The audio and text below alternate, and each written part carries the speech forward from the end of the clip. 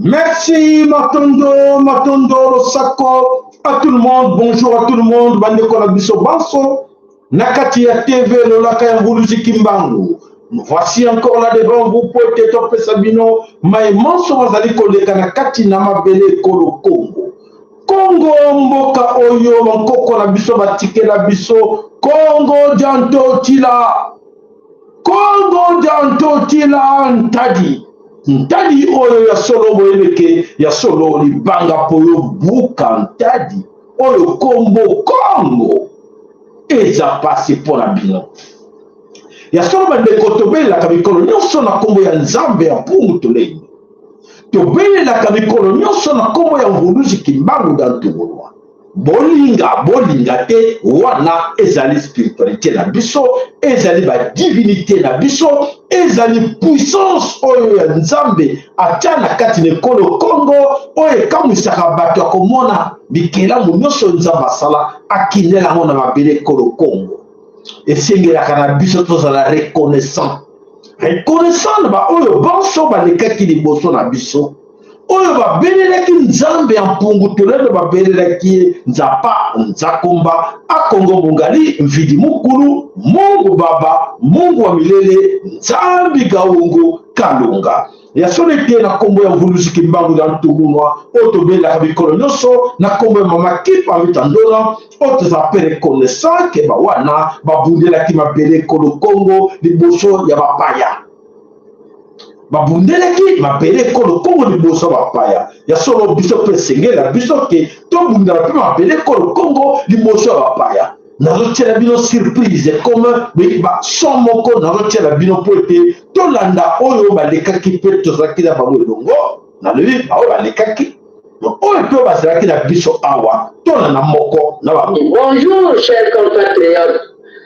Bana Makongo na pesi misako epa mobelemi na pesi pe misako na bandeko nyonso bakolanda audio oyo na kosala mona mokuse mona limité parce que na kolobela surtout éclaircissement toyeba na mboka na biso mpo na mboka na biso mabelo ya biso bakoko na biso toyeba ndenge nini tozobundila yango oyo mosusu vraiment baza nanu na kidiba yango na zologa likambo oyo ezokoleka bandeko tokosana oyo eleka te oyo babengi histoire ya mboka na biso parce que soki tobosani identité na biso ndenge mongunia asala nyonso abungisa biso identité apesa biso identité oyo ya ye poke biso tobanda kodiscute la identité oyo apesi biso ke tokozala toujours na possibilité ya kolonga ye te nalobi pamba te mabelo ya bakoko na biso kombo yango Congo naka ezali république démocratique te ezali RD bandeko mpona nini nalobi bongo nalobi mongunia ayaka par la ruse atindaka bamissionnaire lelo bakuma bamissionnaire évangéliste bazalaka bamissionnaire spion baespionne ndenge nini bakoko na biso bazalaka kovanda epuis bayeba ndenge ndenge bakozwa bango na morale na bango moko, parce que la morale ne peut pas être décrétée d'une manière mondiale ou internationale. Morale, tout ezali mokeseni na éthique. Morale n'alobi pas maté parce que la morale ne peut pas être décrétée que ezala internationale ou bien mondiale. Morale ezali sectorielle, c'est-à-dire mutu na mutu aza na morale na ye na lulenga botami na libota na ye libota na ye aza na morale na ye. Chaque village, chaque coutume, chaque pays alors baza na morale na bango, et chaque peuple aza na morale na ye. Parce que tokoti na morale oyo ya banyangala kata bauta musika tobengi bango bangulu baya kokotisa biso na évangile ya morale ya lokuta ya muyibi ya kisatana. Nous ne pouvons plus obéir. Catholique a dit ça, non, ça ce n'est pas de la morale. Non. Morale, la coquille pour décréter en mode d'une manière internationale. Chaque tribu, chaque peuple et chaque pays, baza na morale na bango. Et chaque famille, baza na morale na bango na ndenge bazo kotambula. Ngeta pa mafolo. Yango na lobi, mboka na biso tozali bakanga biso na munyololo ya morale ya lokuta. Situation tozo kuvivre lelo ezali miroir ya situation tovivaka bapapa na biso bavivaka na 60. Lelo wana peut-être tozalaka bana mike, lelo wana peut-être tobotami nano te, kasi toyeba bien na lolenge elekaka na régime ya Mobutu. Papa na biso moko azalaka très célèbre na ba anecdote alobaka même temps musée akotaka na Rwandais alobaka boye alobaka mutuka ezali kaka moko kasi bazo ko changer ba chauffeur ezalaka papa ngulu kia ingeta nalobi pa matemboka na biso eza na maboko ya mopaya oyo amebengi l'impérialiste le colonisateur. Ayaka na manduki par la rue. Souvent asala manduki pour biso tout revendiquer libération na biso te. C'est-à-dire mutu kezali moko bachanjaka ba chauffeur. Na 60 bachanjaka chauffeur Mobutu. Mutu wakaka moko. Et kumatata musée aye ku répliquer balongoli batie mutu nani kanambe police. Mutu kaka moko c'est-à-dire Congo ya biso. Bachanjaka kaka ba Congo. Bachanjaka ba Congo. Voltaire anongela biso na Congo ya Congo. Na ebadeli bane 1700 17e siècle. Alongoli Congo ekomi cochon. Léopold II les hommes de couleur, mais indigènes de couleur, nassés. Ça, je vous donne les informations pour que vous puissiez comprendre. Et vous comme un traitement, le karma comme ya comme comme AIA, à tout comme association couteau, tout un pays comme association internationale d'Afrique. Quand vous avez la Berlin, et le moins association internationale d'Afrique, et comme l'État indépendant du Congo, toujours avec c'est-à-dire les colons à Congo, la Bissouana, Tozali. Quand Stanley, l'Irlandais, Stanley, a dessiné le colon à Congo, a dessiné carte à Pessi en Goba Congo, à Tozola. Mais ma belle, Ezali Takamoko. Wana boyoki ezali lolaka ya Mbuluzi Kimbangu, lolaka ya papa na biso Mafolo Malala. Papa Mafolo Malala alobaki makambo ebele yango pe toza kolanda lelo tokobunda na ye etumba. Tokobunda na etumba na bankoko na biso na ba divinité na biso na ba oto zalaki pe na bango yango boyoki. Bitumbo yo papa Mafolo atikelaki biso. Alors, papa Mafolo alobi makambo oyo bakono oyo nyonso elekaki na kanisi te koyeba ngoke ya solo mingi na kati na biso baza na kati na bobungi baza koyeba te makambo ngo eza kokende wapi mpona bango l'avenir ezali toujours entre les mains des autres mais toute l'image moko et que ça la sonne. Na image na zo tiela bino toza kokena même angle que makamo papa mafolo albi tout la changement il y a comportement il y a bandeko na biso toko benga lokola ba Fayulu toko benga lokola ba Jean-Pierre Bemba toko benga lokola ba Muzito toko benga lokola ba Félix Antoine Tshilombo et les autres ba étranger totanga kabangote pour ba ya biso temba ye pona ko distraire biso. Est-ce que comportement oyo oyo salama oyo na lelo différence nango et oyo salama kikala na lelo différence nango ezali wapi bolobela ngai Modela kondi kona wala biso mato ina yelo bola baba yelo foto na yelo bola ngulu bega mato kona yelo bola ambuda ega. Vraiment merci.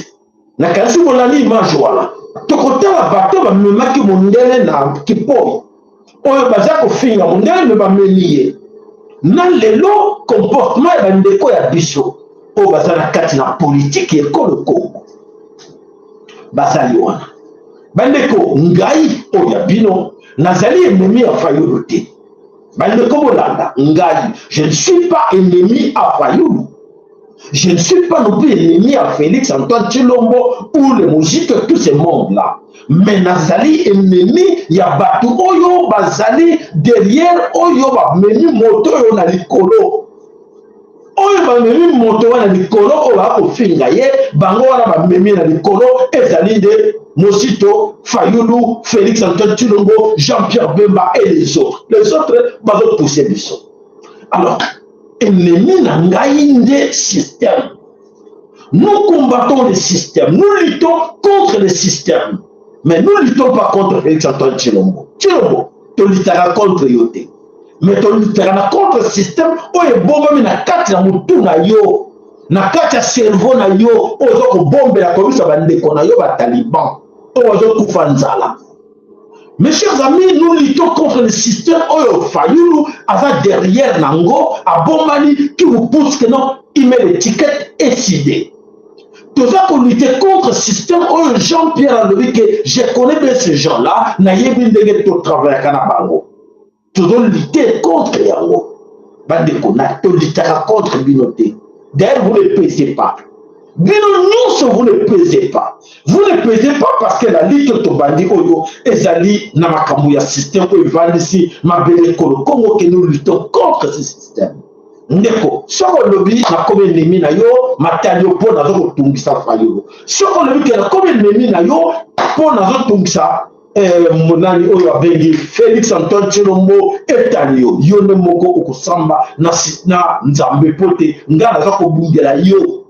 Nako bundela yo nazo lutter pour l'intérêt à yo na bana na yo, mon frère, que tu sois dans Brazzaville, que tu sois en Angola, que tu sois en Gabon, que tu sois en Congo, Kinshasa, na notre empire au Benga, royaume Congo. Nous luttons pour te récupérer royaume Congo. Nenge mama qui pas vite à Bundaki, si tu laisses au lieu de monter, je t'apprends. Nenge vous kimbango à Bundaki pour le royaume Congo. Yango sengeli biso de l'eau. Tellement dans la télévision comme audio, il y a papa na biso mafolo malala. Alors, bandeko, tout le monde la makanisi la biso que tous en a haine contre Bino, tous en jaloux contre Bino, mais tous en a jaloux, tous en a jaloux, tous en a haine contre le système où Bino veut soutenir, où Bino veut être facilitateur de ce système où il veut rendre les Congolais pauvres. Vous avez compris?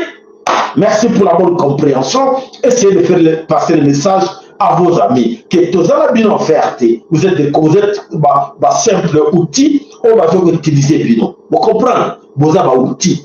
Vous ne pesez pas. Tout le monde a Bino comme instrument, au monde la vous utiliser. Allez, pio, allez, faites ça. C'est ça. Nous, moi personnellement, je vous considère comme ça, comme des instruments. Na considère comme une humanité. Na fini militaire, voilà, il nous a incité de ceux qui non. Na lobby, la façon où vous la ça, na kati na mboka na 21e siècle dans ce pays-là, Congo, où ezali que et servir et laisser mokili mobimba, mais bino vous dépendre na pays à Grand Lac, bon na pays Afrique de l'Est, vous dépendre na FMI, vous dépendre na Banque mondiale, vous dépendre na ONG. Soni mawapo na bino. Donc le temps que vous avez perdu d'être sur les bancs de l'école, je regrette. Pour ne pas parler de ma banque de l'école, je regrette. Bande combat sur le Congo, voilà ces gens au de l'eau, bah quitte ici bah Congolais trop bas. Et alors le lot biso peto telemi wana to le mito ko matisa Congo, to ko matisa la Congolais parce que Mbango me demande de le faire. Olinga Congo wana te, mais Congo wana si ozo benga Congo, ni que ces gens-là, no bengi Congo à Congo te. N'est-ce pas? Merci pour la compréhension. Donc, le retour, allez bien, tout ça comme Bunda, donc Loba, marqué par Vitandona. Vous nous dites que Mbangu dans tout le monde. Nzambi en Pungu tout le pas dit. Yo lingeo tchana mukila ndenge na yo sala me oya biso na koko na biso atikela biso toza ko protéger yango. Merci. Voilà les combats au Congo. Aujourd'hui, tout ce monde, nos frères, nos sœurs qui sont aujourd'hui au service comme facilitateurs des Occidentaux, on va travailler comme les locaux, on va travailler pour servir Bango, et voilà, on va trop fiers de Bango, et tandis que Bango va déclarer que non, c'est fini notre hégémonie. Hégémonie na Bango, c'est là qui domination na Bango, la suprématie na Bango, mais les Congolais va limiter. Donc, tu as dernier la carte en Afrique, du Corona Pino. Félix, je t'apprends, si aujourd'hui le Congo est resté dernier de l'Afrique, c'est suite à tes comportements, suite à tes engagements, que le Congo est resté dernier dans le monde à Souka. C'est toi, à cause de toi, facilitateur, à cause de toi, ta façon de voir des choses, parce que c'est l'égoïsme. Tu es trop égoïste, tu veux tout pour toi, rien pour les autres. Quand on aime bien, tout pour moi, rien pour les autres. Voilà les résultats. Aujourd'hui, Congo est là. Les enfants sont là, sans eau potable, sans électricité, rien. Et ils pleurent. Baza kolela ni baza kolela. Oyo non se zakoye la bango. Oyo baza kolela, ça ne va pas la carte de Congo. Bah, crime, atrocité, bah, enlèvement. C'est à cause de toi. À cause de toi, tu es laissé là, c'est toi qui es à la base de tout ça. Hein, monsieur, mon cher frère Félix Antoine Tshilombo. Essayez de changer parce qu'on est nulle part. On est dans le Lukata, puis le jour qui est dans nulle part. Mais ce qu'on sait là qui est bon là, on le servir Congo, n'a qu'à tu Congo le gothique dans l'histoire. Dans le bon sens. Ah, mon frère, oh, il a été là. Ah, grâce à lui. Ah, grâce à lui. Voilà ce que nous sommes aujourd'hui. N'est-ce pas? Pour comprendre. Merci, Matondo.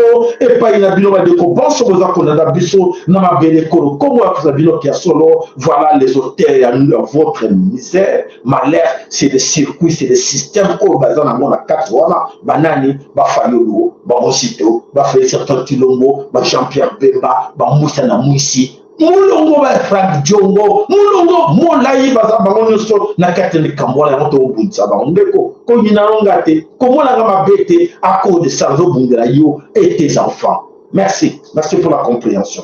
Voilà ndeko bana sur le Congo ezali makambo mabele Congo et c'est la biso nyonso to bungela yango. Alors bandeko, c'est parti. Quand on dit des choses, ba te pele balanda biso na bokebité. Alerte, Bolanda, alerte. Alerte, to Sabino, Bandeko, Bolanda, Naboke Binyoso. Tant que Sabino, Bato Ndimakate, Yango, Segeri, Bolanda. Allez, c'est parti. Ndugu wapendwa, ninataka niwaoneshe hii kilumi kibaya sana. Kiko mgongo wake mchanganyiko na jani saa ya avoka. Hii kilumi kikianguka kwa nyumba yako, kikianguka kwa mpango yako hata chini, Uyue kama munaisha banduku munaisha manake alishaanza baje huko yamka mpango tatu mwile mpango tatu manake tuko na muona tusi wenyewe anamaliza watu. Ndio sasa tunawaambia mupartage kwa watu wote kule watapata hii message, kupartage kwa kila mtu. Ndugu yangu, tuone kuomba, tuombe dunia naisha. Uniambie Kilulu tunaisha watu huku kwenye tuko huku kuikilima huku Muvila Kolwezi hapa tuko mkolwezi hapa. Jovi. Voilà, bande comment on le Congo, nous sommes dans la Colombie, voilà un set. Tout ça est binôme. Tout ça qu'on va comprendre le sauter, tout le que tozali na bitumba. To ala bitumba ya ba oyo bande ko la kanisi boye ba kangote ke to ala bitumba. Ba créer ba américain, voilà pour bien dire, parler tout droit vite. Les Américains ont créé des laboratoires. Bah ça, ba laboratoire, il y a ba armes biologiques. Oyo pote eboma mokili ba arme biologique wana ba ezana kati na Rwanda, ezana kati na Kenya, ezana kati na Ethiopie, ezana kati na mboka ebele na Angola, ezana kati na Congo Kinshasa. Ba laboratoire pour fabriquer des insectes empoisonnés. Ba beyango arme biologique. Alors, ba arme wana ezali ba américain ba créer yango pour la exterminer ma population à monde. Voilà le lot. Nous sommes sur le plan pour Boma Biso, na kalisi na mabele ko le Congo, bo baza ba konje ko le Congo ba yema kabo za Congo ba. Mais ba kangi munoko, mo ba loba exact parce qu'ils ont peur. Ils ont peur de dénoncer cette histoire-là, mais ba baza ko kufa. Bon mona ki baleleki, ben secte monsieur Biba que tu aurais fait bon peu awa, et ça le corps moto, ben secte wana e boma ki ba to ebele. Donc il y a des moustiques. Il y a des insectes nyonso basali yango na ba laboratoire ba modèle pour être ebomabat. Donc insectes wana ezali na katali. Alors toloba ba service na biso oyo ya renseignement, ba service na biso oyo ya contrôle, ba service na biso oyo c'est et protéger ba population ezali wapi bandeko na ngai. Population za kolela butu na moyo nana ko sauver mota ko sauver azalite. Voilà la situation où tu za kolela na mabele ko Congo oyo bato ebele baza kolela mais solution eza ko formate. Voilà c'est que tu za kolela bino mikolo nyonso. Alors explication na ngoto lobby mbande ko lobby na kati na mboka na Swahili ona na Kikongo ola Deni sala keba ba insecte nyonso te kumbuka bana bosimba ze yene mona media matiti na simba yote sambu bome sala ba laboratoire samna kumanisa peto yali bome te ba yena Swahili yene na mungu na kusonga beni na Kikongo de bangene fwa simba yo bome fwa mingi bisonga besala keba donc c'est ni bon ça la laboratoire biologique qui n'a pas na yote na Rwanda ba pays na petit na guerre ya na Ukraine keba laboratoire na bonina ya politique que ça pour zidisa nyonso mais na fait par exemple mosi ya kutuba yake bon ndina nyonso ni besala keba peut-être la victime zambi nikakutanila bino wetu balendekake kanina bebi yake beno sala keba bana beno bumba bombote Matondo, merci Matondo mingi na mama. Voilà message maman lobby. Na lobby on balwa na Swahili na lobby na Lingala na lobby Chiluba te moi l'interpréter de Chiluba ezalité. Swahili lobby qui Congo lobby na Lingala na lobby ba insecte au basal dans laboratoire américain et voilà ba master américain oyo bazala kati na Kinshasa kati na pour gouvernement ya Kinshasa basa derrière ya ho mona ki bango basimba na kina ba Bill Gates pour la bango bandimi ba sacrifier bino nyonso. Alors bataba linga bino côté voilà biloko zo vous êtes empoisonné na ba produit nyonso na biloko kolia na nyonso là bandeko bele ba na kati na distraction to za koloba bango baza komona ngo beta ko kara dikamote beta ko kara mais to za koloba. Voilà, bandeko balance le Congo. Il y a solo bandeko balance le Congo. Le danger est là, l'insécurité est là. Nakati na bele Congo, bakwenyo so batu moyeba loba ezate. Allez, l'insécurité. Quinoises et Quinois, bonsoir. Naye poto lobela likambu ya insécurité kaya enlèvement. Mikolo yo ba vie de recherche zotambola mingi. Mututela bungi, nous recherchons notre frère, nous recherchons notre sœur, nous recherchons notre enfant. Bande konangai. Tozo kende wapi. Mikolo yo eza na batu moko batozo kaka basango ba rescapé ya enlèvement na bazobeta sango za na mundele moko boye azali munene yende bazolela ye bato bazoko enlevaka kale zaki ba enlèvement banye kosalema na ba taxi catch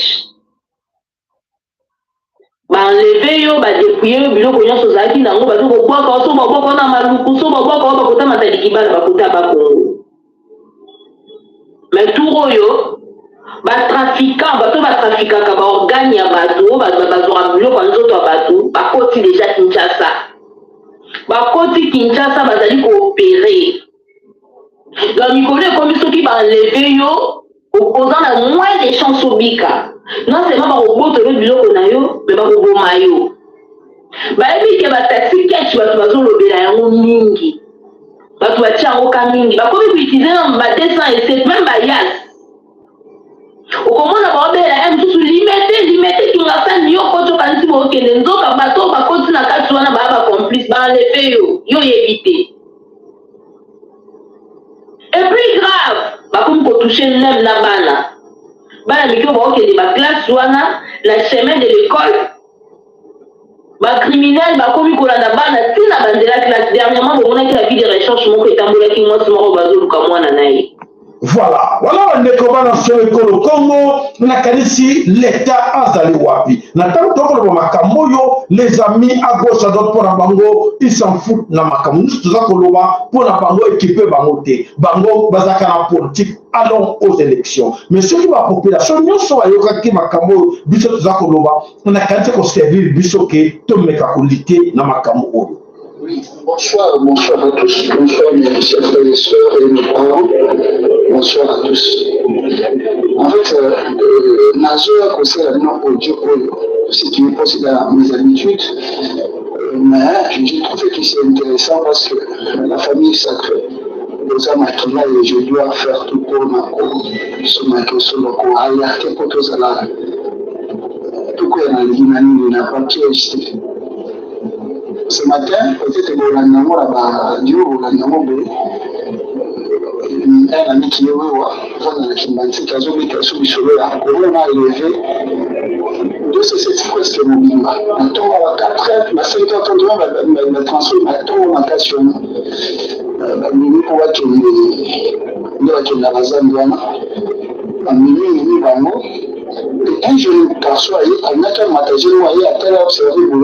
So mutakoti na kati ungisho mutakoti na kati so avanga la limu c'est comme si la drogue moko bazo droguer bato et une fokoti tant j'ai la moya on na sima mais receveur accompagne katini baba bamiru na éloigné na mtu katoya kimya kwa usika ali mama azongi mbangu ya kubola na so alete na etage baba demare mtu kabakeni en tout cas, vous avez vu sur l'Anjila, tu as moto, tu Canada, Alevaki, mais c'est ce que vous avez tout. C'est ce que vous avez besoin au Canada, ma famille a besoin de la mauvaise éducation.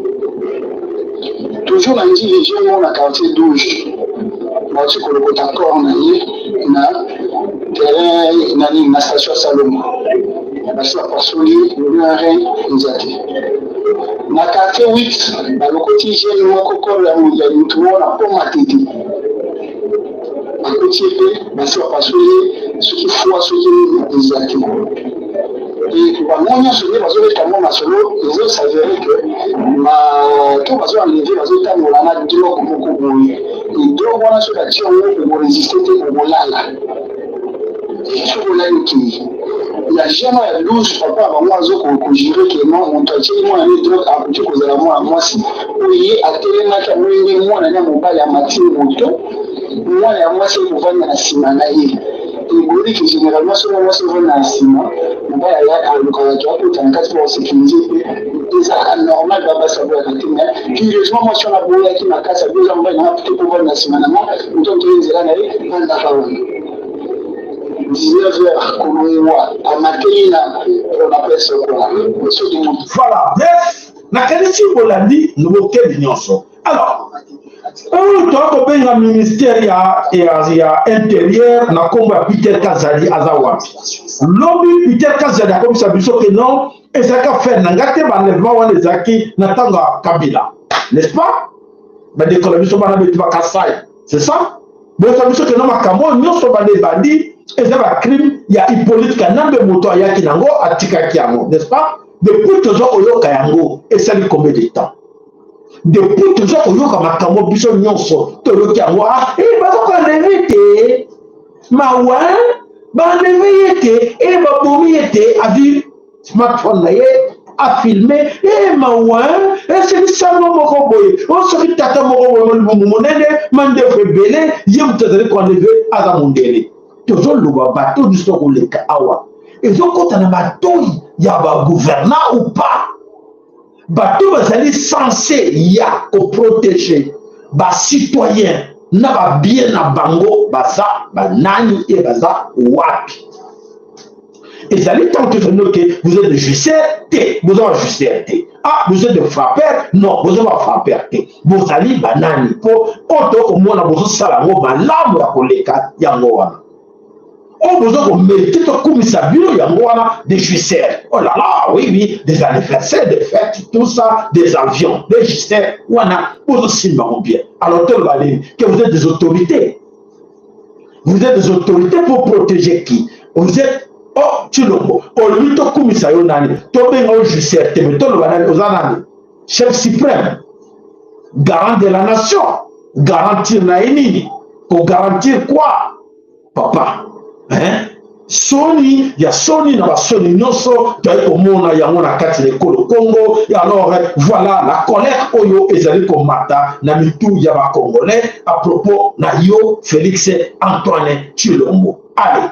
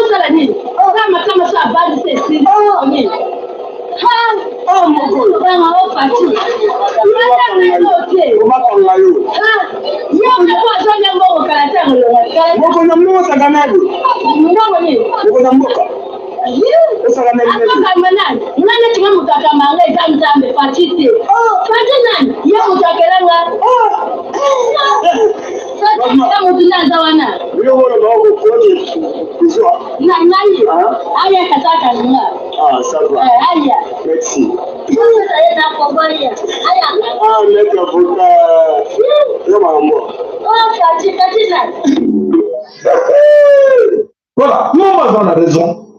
Pour l'instant, comme tu as un niveau d'abord, monde entier dans ton monde va manquer respect dans un soi-disant garant suprême. Ce que tu vas bailler, comme tu as souka, voilà les insultes. Non, c'est la colère. Maman a la raison, c'est la colère. Voilà parce que maman a n'a qu'au makala, ça fait combien des années, maman a makala et à passe. Mais si tu es à passe, ou à comme on a une visée grâce à lui que tu es là. Ah oui, merci, merci président. Oui, grâce à lui que nous avons courant bien. Grâce à lui que nous avons bien. Grâce à lui que nous avons la potable. Grâce à lui, c'est pour ça que nous avons. Mais ce que nous avons cité, bah, tu passes les comités à Oua. On a servi à rien. On ne servir n'a rien dans ce pays-là, Tshilombo.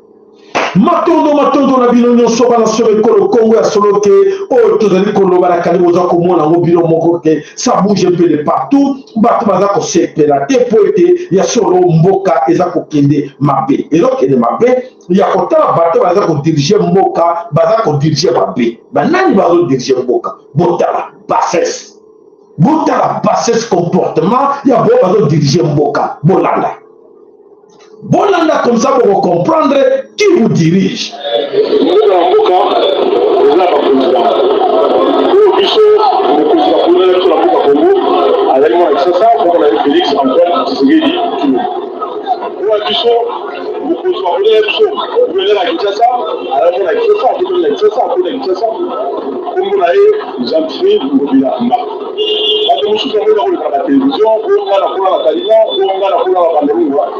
Tumuli bango timbo baye la bandaluma awo zane pa loko na ye yo major aye la kimko lelo arrivé pour magasin à ça avec la courage pour ça par ça la télévision pour n'importe quoi alors Namoko de Batsala Nzambe par exemple Ndenge passer Koko passer Kondé passer Mukula quelle bassesse franchement on sont sur l'aïe moi voilà on joue été franchement on dit moi bénédiction franchement il y a le Kuta Nandé Amadou Ezali Kassimi donc ça passe peu mawa mais nous avons mené à refuser. Ah Nzambe, franchement, un gouverneur de la ville, gouverneur ville ya Kinshasa, quelle bassesse na niveau ya boye.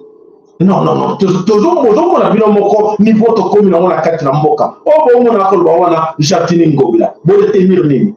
Bo le tenir quoi? Voilà. C'est grave. C'est grave de qu'on a pas la somme Congo.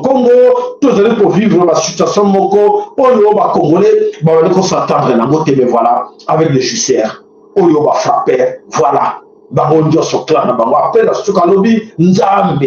Attaquer comme Nzambe avec ses serviteurs soi-disant de Dieu. Mais aïe que alors si ça va aller qu'on a katina Yumbi.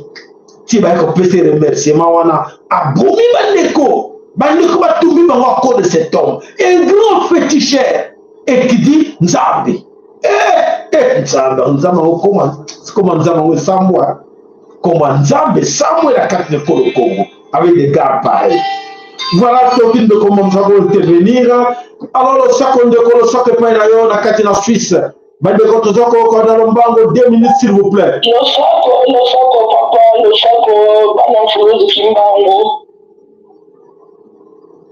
Na bengi papa na loba na se na bato baza na Congo vraiment biso vraiment bana Kimbangu bozota nde baza ko enlever bato na bino moko bandeko na biso na Congolais bozokende kopesa mundela boma bandeko na bino vraiment bozali wapi pele tane tozosila miso na bonza basita biso ba peuple bantu miso na biso ni moko bandeko na biso pele okende boma kabango ona nini boye Nzambe na ngai ona nini boye toma bakoko telema na mboka na biso ezosala pasi komona bandeko na biso boye nde bazokufa baningi basilisa biso botika makambo oyo bandeko na loboki boalevaka bandeko na bino po baboma bango wana mboka na biso bango bazozwa mbongo bazosala nyonso to oyo elingi mpona mboka na bango bongo biso tokotika biso na mboka na biso tokotika na combien de personnes oyo tozoboma na biso na biso mwa ndambo ya mbongo bazopesa bino bandeko mpona nini bozoka bandeko na bino baboma bakola biloko ya kati ya nzoto mpona nini vraiment likambo ezosala pasi ezosala facilement Matondo Matondo ingeta. Voilà, kolera maman. Alors, bandeko, tu vois qu'au il y a plein des églises dans le Congo. Plein des églises, pardon. On y a beaucoup, quand on a 4 églises, on a 3000 membres, plein. 10 000 membres, plein. Des croyants. L'église, on a bango et nini. rôle ba pasteur wana na kati mabele ko le Congo eza ya nini parce que bato wana na kati l'église moko bakoko tellement balobi non likambo ya sécurité ekosila lelo batomboki na ville la Kinshasa basilisi masolo bakoko benga institut supérieur nyonso oyo eza na kati na Congo bauniversité etelema parce que la plupart bana ebele oyo mpe basili koboma bango na kati na bacampus na kati na Inikine na kati na ista bazokufa balevaki babeti kala ale babomaki ye te eleki mawa eleki estce toza bato toto banyama tozisa bino ke plan na bango ezali ya kobaka nzela Congo baeshue siko plan na bango ezali ya koexterminer les bantu tuer bantu plan ezali ya koexterminer bantu pour bien dire maintenant plan ezali ya koexterminer famille ya Chilombo plan na bango ezali ya koexterminer bantu oyo ya famille ya Fayulu plan ya bango ezali ya koexterminer bantu oyo ya famille ya Mozito, il y a Jean-Pierre Bemba, on va comprendre. Intéressé bien maintenant, Jean-Pierre Bemba, Fayulu, Nani, politicien, nous sommes Fernando, Bachissien. Plein de gens qui ont exterminé bien Bantu, Yoda Bantu. Ce qu'on a mololé, n'a qu'à dire comprendre que tu es là dedans, tu es impliqué, soit de près, soit de loin, parce que famille na yo et cocotte na kati na Kamboyo. Si moke on a touché un jour, ni peut la qualifier, Bazara a touché, ou va toucher la carte de famille la bango. Ah, ça n'a pas mis qu'on nous sur la kolemba, na koloba, na kolemba pété, na continuer koloba pour sauver ce qu'on peut encore sauver dans ma belle Congo. Matondo na like na bino to za continuer, nzamba bankoka pambola moko na bino, oyo to za na biso na kati na awa, ça fait mal, mais faut agir. Na le kabilo te na chaka ba image te poto suka mawa patient tete na senga na bino mawate na senga parti na poussa kabilo to agir biso ensemble agissons et là qu'on a laissé la Congo totalement tout ningsa senga pour koningsa comment par des actions individuelles ciblées mécontentement oui et pour marcher la king allez tout tomboka botomboka po ete bandeko baza kokufa so bozozela kaka moke ya eza kokende comme bouchon na fille baza kolongola moko fille kosela n'est-ce pas bondiminga te likambo te to continue kaka biso toza koloba na biso alors bandeko bana solo ekolo Congo ya solo ke maso baza koleka na kati de Congo bato ebele baza kocomprendre yango te ke lelo oyo nyonso ya koleka biso moko tozali na kati na bobungi alors na kati na Kinshasa makambo nini ezali koleka Fayulu Madidi Martin Fayulu Madidi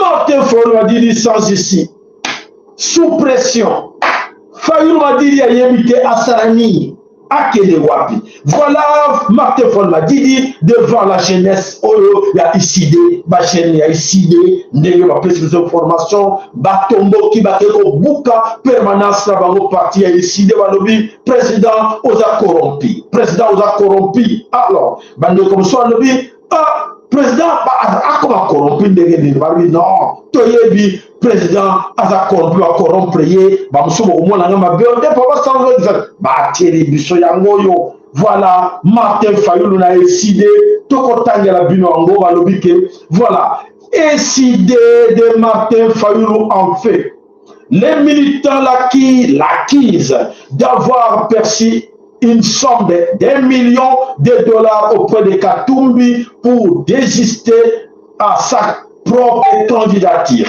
ainsi qu'à celle de tout candidat de son parti au profit de ces ensemble pour la République de Moïse Katumbi. Voilà ma population, Bogotala na se photo wana na se bokomona ma population bazako beta mabanga na parti ya ICD pour que batombo monde ba corrompre ngoke ba comprendre ngoke Martin Fayulu a été corrompu. Tolo bakia molobi tout le monde de Québec, ah, pour ça, vous exagérez. Si on veut la famille de Boy, Asa, Oya Bisso, Nzambe, la Bisso, ne touchez pas à lui. Alors, Bandeko, vous pouvez sa Bisso, résultat, tout le monde qui a moqué, Fayulu, Amebaki Batuna Rumba, Lelo, Amelakisi, Nyonso. Alors, Bagel, Batomo, qui peut être, Bakiseye, qui est out que soit Mbongo. Donc, on a cédé place dans Matata Pogno, a cédé place dans Moïse Katumbi, c'est des étrangers, Bilomoro Yebi. Alors, Fayulu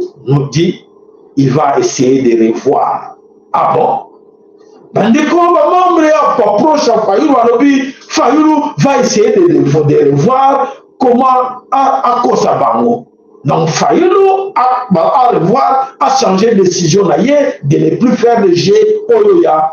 Etienne Tshisekedi. Chez moi, on a rappelé, et ça va déjà Tshisekedi, n'importe comment bout qu'on boycotter, ça va comme ça pour gagner, pour doubler.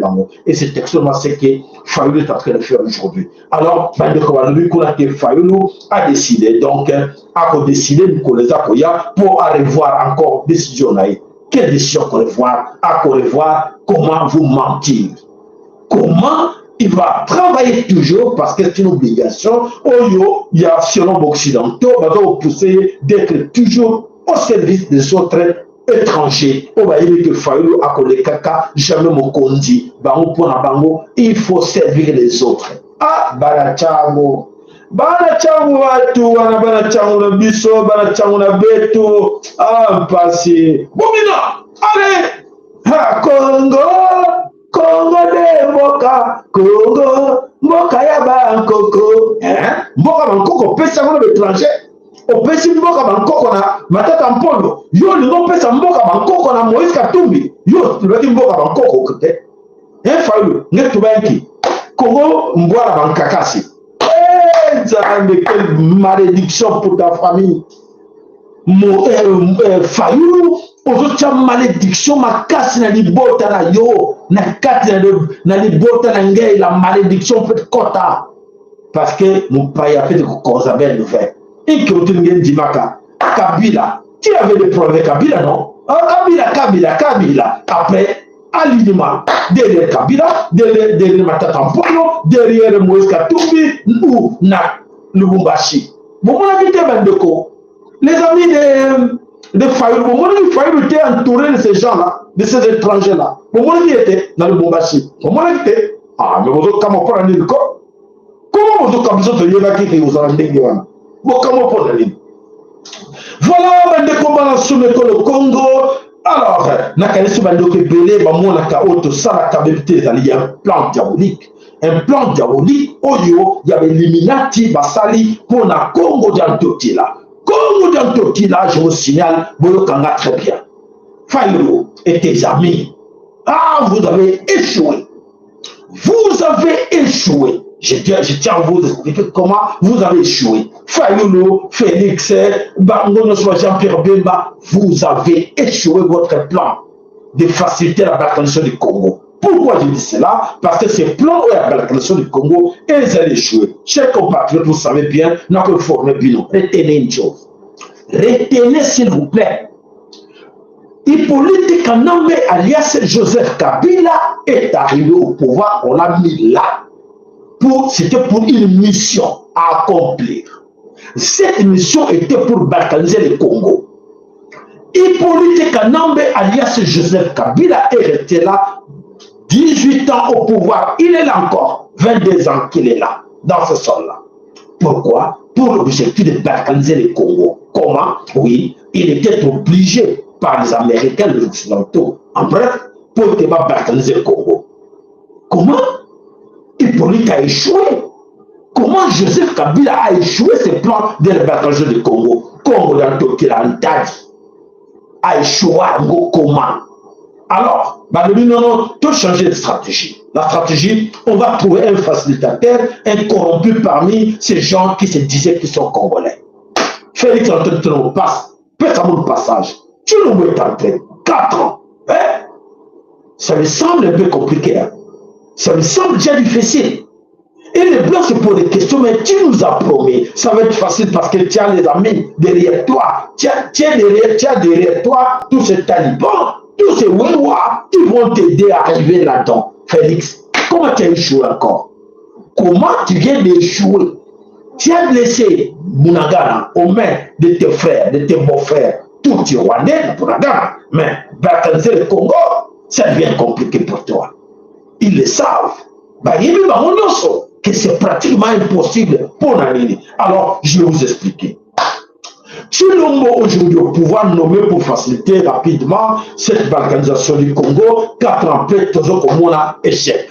Alors, Félix Tshilombo, Oyo, Abosani, les Occidentaux, je leur disais tout le temps. Attention, ces gars-là que vous comptez sur lui, il a les 100 maudits sur lui. Les 100 maudits. Comment on a dit ça? Les 100 maudits sur lui. Azan 100 maudits. Donc, lui ne peut rien faire. Rien. Akoko Kamote, lui pensait qu'il va mobiliser tout le monde, tous les cas Sahel, ça va passer. Mais c'est compliqué pour lui. Et voilà. Alors, mes chers amis, les autres là, comme on a solo, Tshilombo croit que non, si vous m'accordez encore 2e, 3e, 4e, 5e, 10e mandat, on va y arriver. Tshilombo, écoute-moi. Tshilombo, tu peux faire 30 ans, 40 ans, 60 ans dans le pouvoir. Mais cette histoire de balkaniser le Congo, et ça pratiquement impossible, croyez-moi. Tu perds ton temps. Et les gens qui te font confiance, vont regretter. Vont regretter déjà ça. Mais nous, on pensait que ça allait être facile. Mais qu'est-ce qu'il fait là? Il faut le foutre dehors. Il faut le foutre dehors. Donc maintenant, calculer comme te foutre dehors. Mais tu les as promis. Mais les dangers là. Ce qu'on a voyé dans le côté, il y a Félix et Fayou, Moutomoko, Jean-Pierre Bébabo Yokanga. Ceux qui vous arrêtent, Maïel.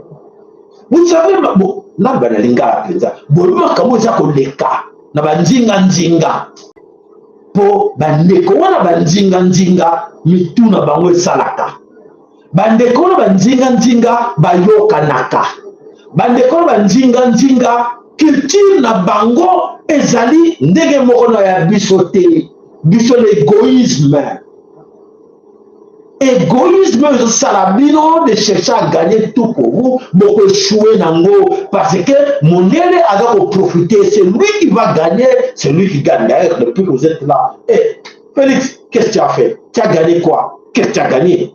Tu le moto, bon, il s'en en français. Bon, Félix, on a besoin de tout sur la lingala. Moi, on a tout sur la lingala. Moi, on a aujourd'hui.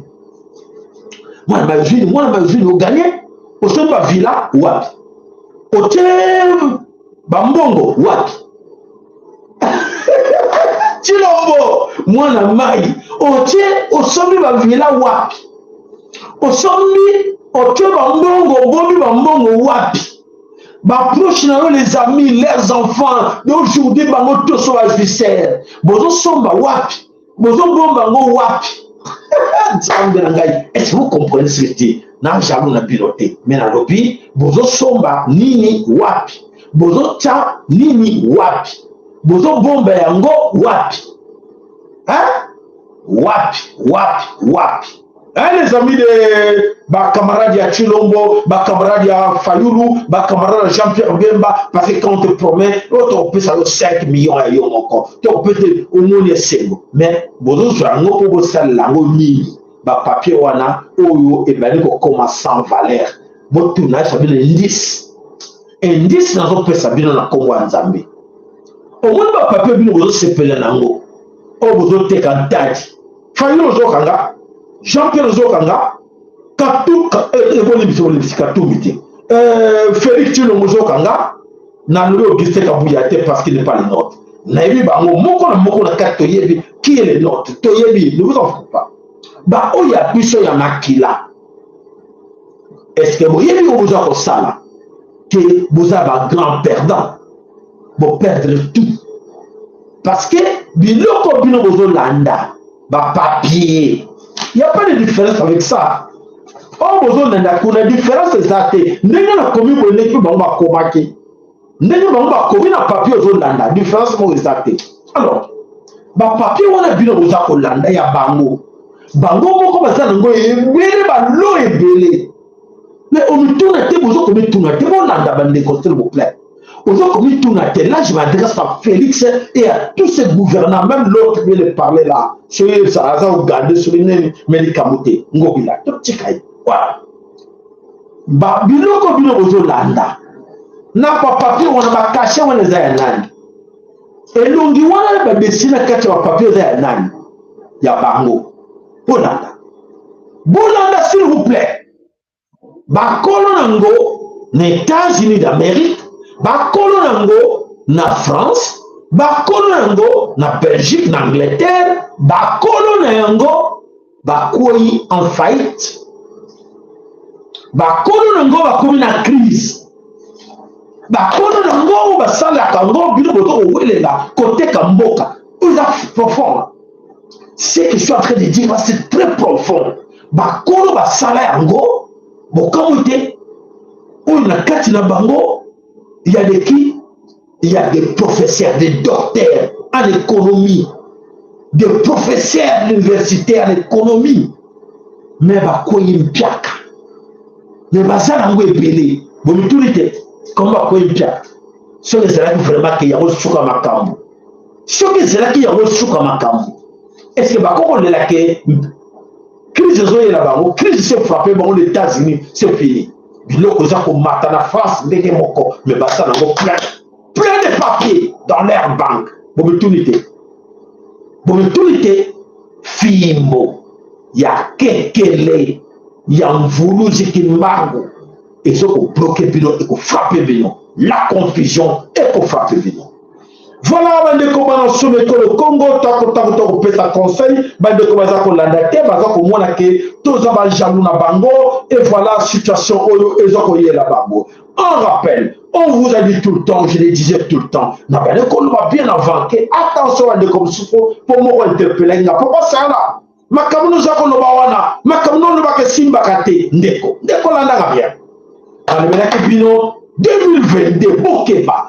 Bokeba, on les a dit en 2015, 16, Bokeba 2022. Et ce que vous avez dit, Mawatro, 2019, pouf, Covid. Covid est frappé, plein de Covid, et c'est là qu'il faut exterminer le monde entier. Bolanda, maman, s'il vous plaît, avec beaucoup d'attention. Covid, et c'est là qu'il plan exterminer le monde, tuer les gens. Ah ouais, un accidental, le monde entier. Boye ba puissance ya Nzambe na bino. Oyo ba tumuso azako seka. Longwana kimbangu na yo. Papo na zone bela zako yeba. Polobi ataka kinga na butu. Kimbangu no wana to sali 20 ans te. Landa. Soki kimbangu te. Soki Nzambe ya mpungu tulendo te. Ne mingi bakufa bakenda na biloko yo. Mingi bakenda.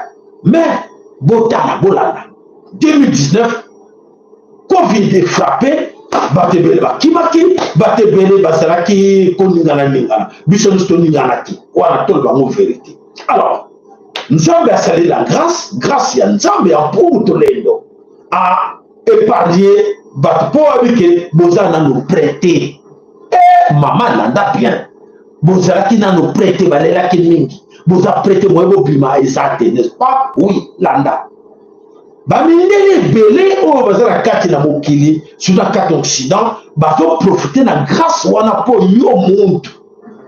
Yo mwana kimbango ozana no awa na mabele o. On a zone de la bino c'est profond, mindele ba yebi yango. On a zakoloba, mindele ba yebi yango na zakoloba. Mindele belé bazo profiter la grâce wana parce que bino na ko bimite bozana no awa. Nzambe moya frappé bango na iloko ya bango moko ezate ba profiter na yango. Mais karate. Voilà. Eux nous connaissons malelo boza ko mona ngo mbitumbo eza ko bunda na kati na Ukraine. Et ça bino botana to biza mo mona Congo moko ya mukeza kuna. Boza ko mona ngote bon la confusion est là bango te pas Nzambe ado confondre le bango même la carte de l'Ukraine. Bon mona ngote pour bazana bitumba bibunda ni nyoso ya mokili mobimba. Ils étaient trop surdés, mais le lot va perdre tout. Bon, tout le monde, s'il vous plaît. bo bazo sakana na nzambe bo bazo kaza nzambe bankoko na biso ha aza ba aventure boko mona ndeko soke epai na yo maloba epai na yo le soko papa c'est là le soko de nyonso na lingi kana eko ko lobisi ko une intervention ya guerre tout ça là guerre aujourd'hui la Ukraine guerre wana selon l'information dans un et zo qui na position irréversible il faut que bateau se prépare parce que guerre oyo sur la position dans quelle makasi actualité vous allez comprendre que déjà la première il y a non-repos donc à Kenya sur occidentaux on a déjà qu'on se préparer pour une guerre escalade de guerre et on a dit on a un moment face à face dans le béta alors sur les États-Unis on a mis la langue on dit tout une affaire qui réunion dernièrement la haute commandement la diplomate après c'est mon conseil qui va se préparer pas se préparer ce qu'on pour la guerre nous sommes la guerre malamu et il faut que les bateaux dans la makamozo na mboka na biso en rapport na makamozo de Galaïque parce que bateau bundisa biso ce sont les gens qui contrôlent guerre où ils ont dans la Ukraine donc nous pas tous se libérer pour se libérer na temps que nous on va or pour moi on va c'est irréversible on va mettre donc on va évoquer les États-Unis avant de dire que c'est préparé le moment où notre escalade peut prendre comme à l'échelle mondiale mais dans le côté se prépare on se prépare pas ce matin qui a nous ne sommes là que nous sommes préparés maintenant on permet que yo un jour toujours dans ma pays à Okibiso il y a un exemple je comprends l'escalade donc on a un niveau tu comprends la descente il y a des choses qui vont se passer et à partir de ce moment-là dès qu'on donne tellement moi c'est le qui il n'y a pas quoi il y a pour aller plus dans ce pays donc multipolarité c'est notre à partir de ce moment-là c'est à la l'échelle internationale là on va pas tous on a déjà préparé déjà on peut les avoir après mais pour une fois ils ont été ce qui n'est pas la minute matondo ya solo tozaki na mokwa moke nazomona ndele bango bina moke mais bandeko toyoki alors nyonso toza koloba ndenge ndeko mpa kompete nzambe oyo bankoko na yo ozomona ye eloko te ozosambwisa ye oza komona ye pamba grâce na nzambe wana baoyo bayebi na oyebisa bino grâce na nzambe wana nde boza komona na mokili eza nanu neti bozomona yango te ndenge ndeko alobi ndenge naza koloba alors bandeko bolandaka na bokeli nyonso toloba tolemba po ete ya solo ndenge bolingi mais alors en ce moment ndeyebisi bino ke c'est confirmé nzambe abotoli Congo par la force arraché Congo na maboko ya sataniste abotoli Congo déjà Félix Tshilombo yebaka oyo naza koloba nga na annonce yango déjà ke nzambe abotoli bino Congo nzambe abotoli Congo na maboko Illuminati nzambe abotoli Congo na maboko ba sataniste franc-maçon nzambe abotoli bango bayebi oyo naza koloba oyo naza koloba nzambe bayebi ke nzambe abotoli bango Congo kimbango asa abotoli Congo père eza na bango bakolobela bilango te na machine na bango ya butu na batalisman na bango na bandako na bango batemple na bango bayebi makambo naza koloba ke moyen barécupere ce Congo eza te mais bazoprofite na naïveté bazoprofite na ignorance ya bato mosusu baza kocomprendre na bango te mais biso soki tomona Jack Claire to soki tomona yango na France toyebi ke c'est fini e bandeko c'est à yo mpe na Congo yo mwana Congo yo mokolo Congo oyeba soko oyebi te mais soki bandeko ebele kolanda bandeko mosusu baza nzinga na yo te kolanda mosusu meme na libota na yo te mosusu aza leki na yo yaya na yo mama na yo papa na yo mais aza mutu lokola yo te mais soko ozwi grâce wana ya kozala mutu ya kozala bantu ya kozala mopunami luka kadesha koye bata oiza koya lobi wana ezali makambo tokolo parce que bato wana banyokoli biso pendant 8 siècles ya oyo banyokoli Congo esili nzambe a récupéré Congo nzambe en ce moment aza na mabele ko le Congo c'est question de temps c'est question de temps oyo nzambe a réalisé oyo asali plan na ye oyo bato lokola ba Félix ande na monde wana moto basi ba alerté déjà bato nyonso baza na monde wana ya moto baza di alerté mais baza na choix te bana choix te ozomona confusion ekoteli bango confusion ekoteli bango c'est vrai parce que bo nyonso basimbaki moto baza na kati na confusion bana confusion ekomo bulu entre bango moye bazonga nsima eza te moye bayokana eza te parce que confusion wana nzambe moto atie bango yango il faut bavivre yango il faut babeta na bango yango boza komona eza kongidela bango na kati na ekolo Congo la confusion dans ces milieux politiques moye babimisa motu eza te allez bolanda bango. Et on ne peut pas avoir un président du Sénat qui est pour une partie et contre une autre partie. D'abord, vous le savez, l'une des missions du président du Sénat, c'est de protéger l'ensemble des sénateurs. Mais aujourd'hui, son rôle, c'est d'attaquer un sénateur. Mais lui, quand il était ministre dans mon gouvernement, moi, je le protégeais. C'est même bien moi qui l'ai accepté dans son gouvernement, dans ce gouvernement, parce qu'on ne voulait pas de lui. Les gens que vous connaissez. Personne ne voulait de lui. Parce que j'étais chef du gouvernement, je l'ai accepté. Et je peux même vous dire, tous les actes qu'il a posés, certains d'entre eux étaient de mauvaise gouvernance. Et je peux les témoigner. Mais quel jour vous avez entendu le Premier ministre Matata agir contre le ministre Badj? Mais il a tout oublié. Deuxième point, mesdames et messieurs de la presse. Je viens de porter une plainte. C'est aussi pour la première fois dans l'histoire de ce pays qu'un sénateur porte une plainte contre le président du Sénat. Cette fois-ci, vous êtes des journalistes, vous êtes des témoins. Vous allez aussi vérifier si cette justice est juste, si cette justice est équitable. Vous comprenez,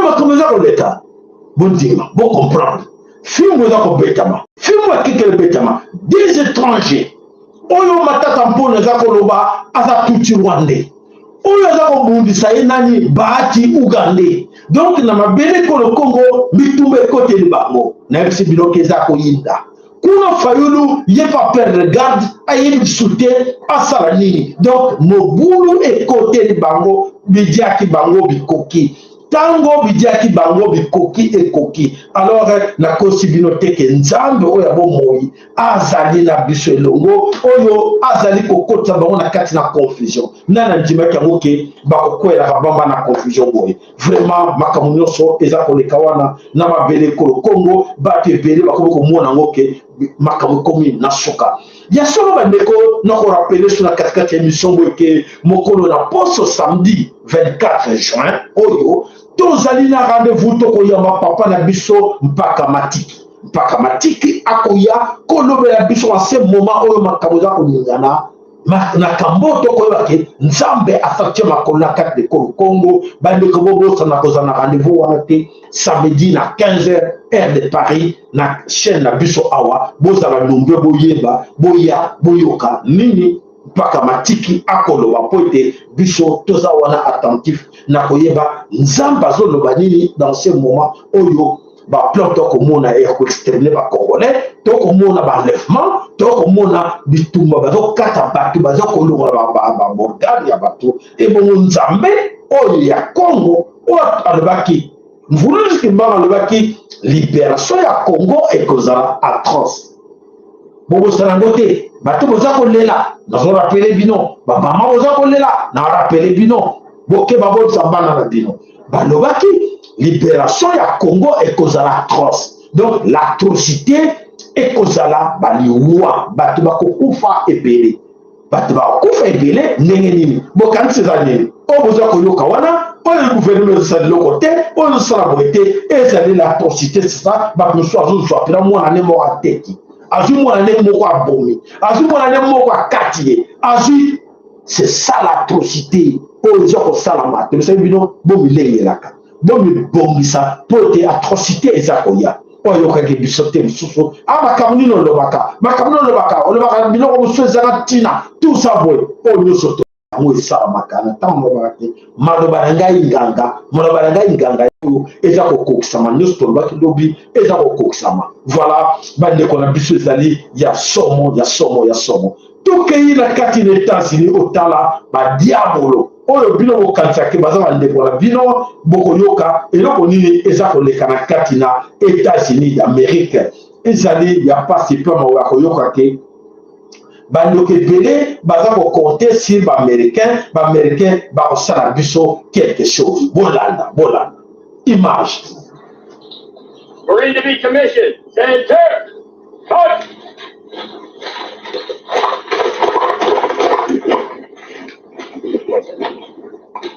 The President of the United States of America, 23. This officer will therefore carefully and diligently discharge the duties of the office to which appointed by doing it.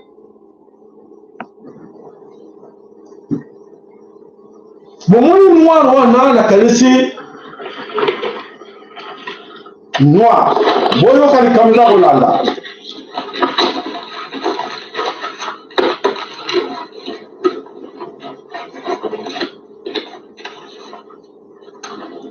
Raise your right hand and repeat after me.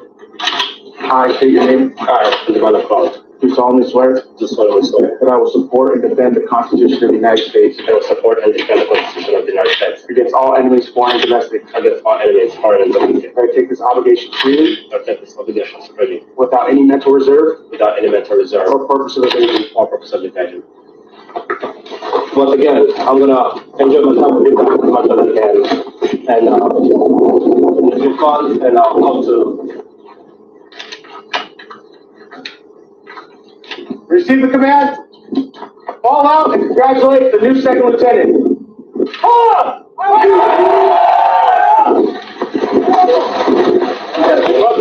bandeko oyo wana bolanda histoire yango ezali ndenge nini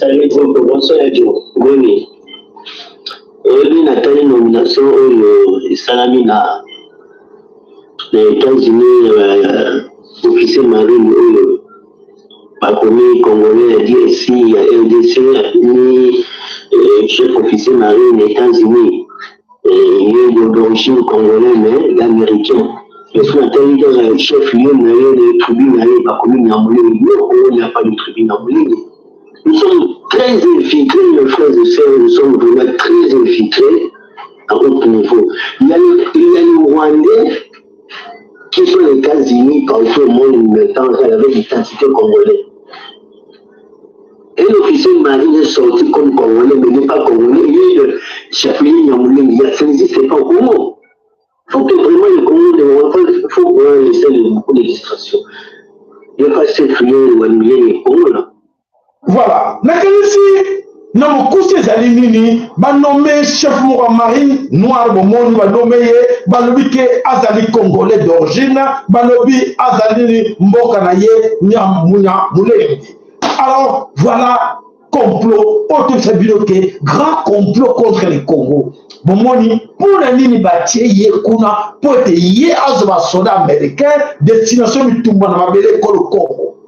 Vous avez compris? Que ye wana bazo pese confiance ya simba basoda wana nyonso ami mama na kati na Congo pour la kobunda bitumba na mboka na yo ozana ni kidiba oyo ozana ni kidiba ye ba ke bitumba za koya bitumba eza koya na mboka wana pote elobamaki na prophétie bitumba ekoya sokozo lengera tozana kati kidiba bitumba eza koya na kati na Congo. Voilà ba préparer ja bango ba naktibino na monde entier. Ton nommé ye chef marine, ye wana, mais nationalité na ye rwandais, mais ada donc d'origine rwandaise, mais congolais, mana mulenge. Bon, moi n'engo, bon le bini, chino bon le bini, fayuno le bini, tobina, Congo de mboka, tobina, ba policier anzala. Bon, moi c'est toujours ok. Bon, moi c'est commis des traîtres, vous êtes des traîtres collaborent vous. Vous êtes des grands traîtres bino. Quand vous vous distraire, les élections, vous distraire les Congolais, mais élection, vous avez américain, vous avez fait confiance. votre partenaire privilégié, États-Unis d'Amérique.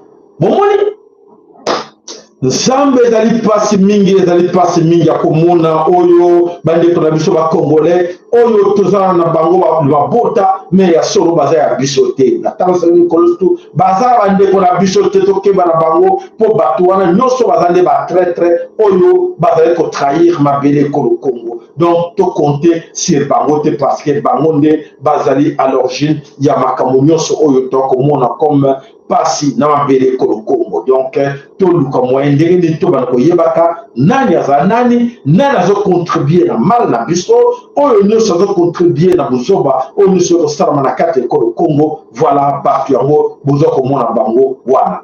Alors bandeko bolanda oyo ba américain boyo kuna bango allez bolanda suko ko yeba à qui nous avons affaire na kati nani oto bango affaire na kati na mokili oyo bango onde to ko venga ba américain na tela bino image.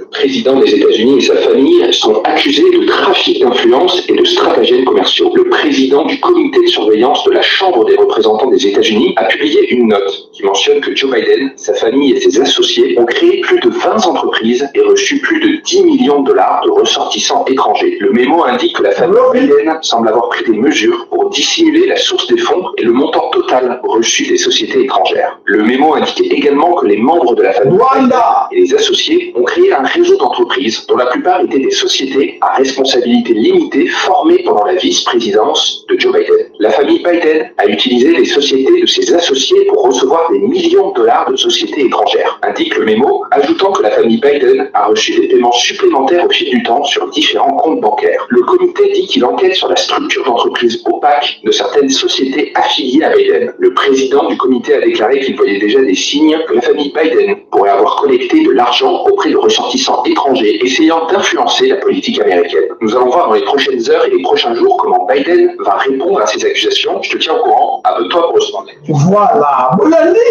je expliquer bien nyonso. En regardant nomination, on est à tout Rwandais. Voilà, vous avez bien compris que pourquoi ces gens-là ont nommé les Tutsi Rwandais à la tête qui a bataillé Marines, les États-Unis d'Amérique. Bolandi, explication très bien.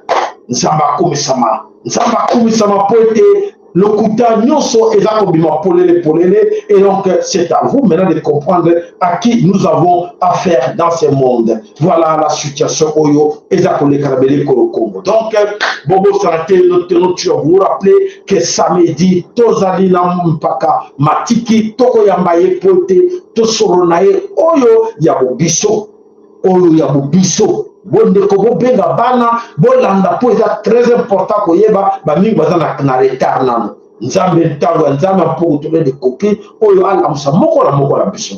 Voilà matondo merci na mbuta na biso MKN matondo et pa na yo na libota na mobimba nzamba pambola bino na maso bosalaka na chaîne na biso to bosanté mama na biso ana lusako eno matondo et pa na mama ana lusako eno nda vraiment na ndenge okanisaka chaîne na biso tobosanite papa na biso Michael Mukombo losako matondo epai na yo nzambe bapambola yo na libota no nyonso ya solo tobosanite papa na biso Emmanuel Yeko matondo epai na papa Emmanuel Yeko nzambe apambola na libota no mobima pote oyo eza mosala ya nzambe soki oza kosoutenir yango eza lokola oza kosoutenir nzambe azomisaka bino nyonso oyo bodepensaka na mpona koede chaîne na biso. Matondo epai na yo papa na biso Willy na mama na biso Marie na kati na Dallas nzambe papa ngola bino na maso osalaka mpona kokanisa chaîne na biso tobosanite papa na biso Ndongala na mama na biso Jolie mama na nga Jolie nzambe pambola bino mama Meje na Angleterre matondo nzambe kupale popambola ge nzambe mpungu tulendo kuyikange yina nyonso yangege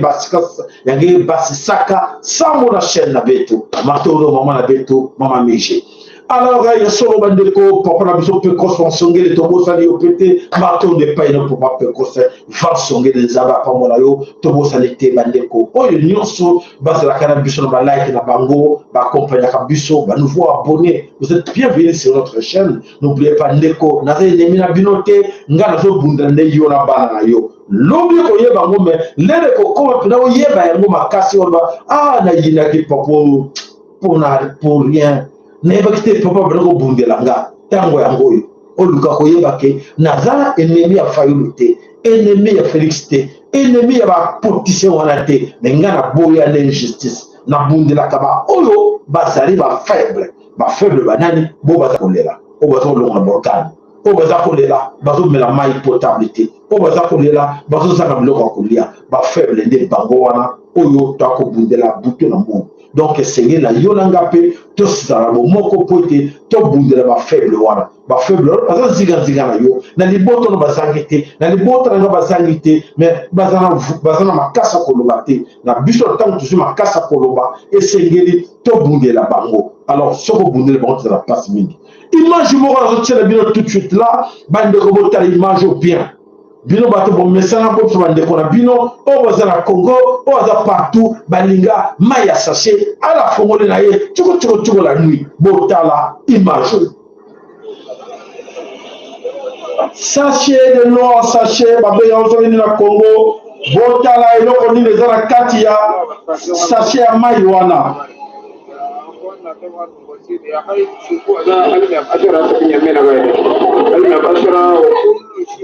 voilà la kati ya sachet boza komona eloko eza wana donc bosinale bandeko ebele na kati na Congo bo bamesana komela bamai wana vite fait bomoni mai ya malili me na kati wana michopi soki misato eza na kati wana donc voilà banani basali mai wana bamingi bachinois bakoma kosala ngo meme na kati ya Congo Kinshasa na bakati bandako na nsima alors nyonso wana soki ekotela libumu na yo mawatro lobi kao kofi parce que biloko nyonso balingi biso te biloko nyonso esala na Congo bato nyonso bazosala bazo produire na Congo contre les athées, l'État athée, pouvoir na balabala. Là, il est temps que biso na biso to milengela to bikisana yo lobi ngana lobi orispe ndeko keba to bundela bino ndeko keba yoka papa yoka mama.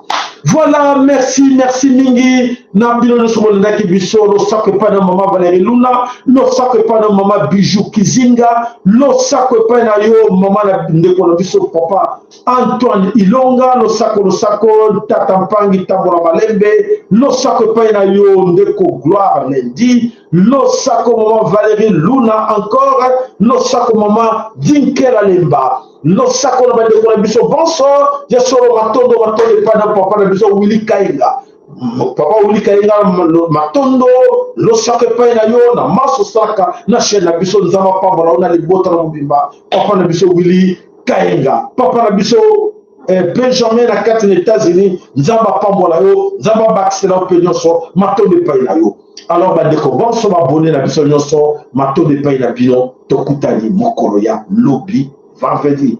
Allez, Ingeta, Ibobo.